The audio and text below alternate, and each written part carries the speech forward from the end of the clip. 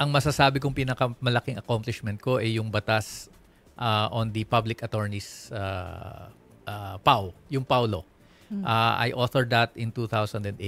At dahil sa batas na yan, milyon-milyon na sa ating mga mahihirap na kababayan ang nakinabang sa libreng serbisyong legal ng Public Attorney's Office.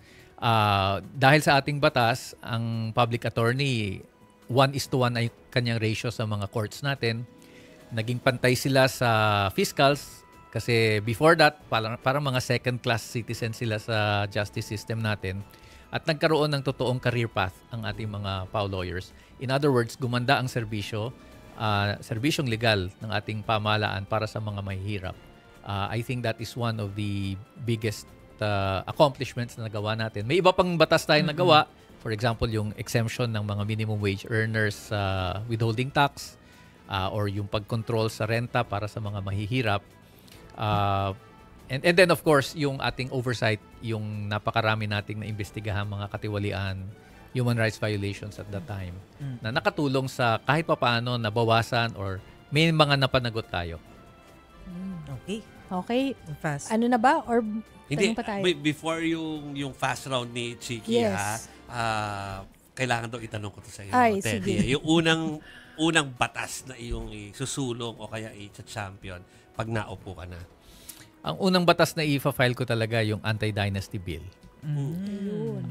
Dahil sa tingin ko, and this is my experience in 9 years in Congress, hanggat yun pa rin ang mga nakaupo sa pwesto, hanggat yung mga political dynasties, self-serving interests yan, walang makabuluhang pagbabago tayong maipapanalo in Congress and now in the Senate. So that is important. Ngayon, hindi na bago yan. Ang magiging bago dyan na yung ating approach. Ako po ay nanggaling sa People's Movement. At kapag na-file natin yung Anti-Dynasty Bill, we will try to mobilize the People's Movement to push for this. Bukas po ay anibersaryo ng People Power. Tingin ko para maipasa isang Anti-Dynasty Bill, kailangan natin People Power. And we will have to mobilize our people in the thousands, in the millions to para maipanalo itong Anti-Dynasty Bill. Very, very quickly po, kasi maubusan tayo ng oras. Ano po yung definition of very quickly of political dynasty?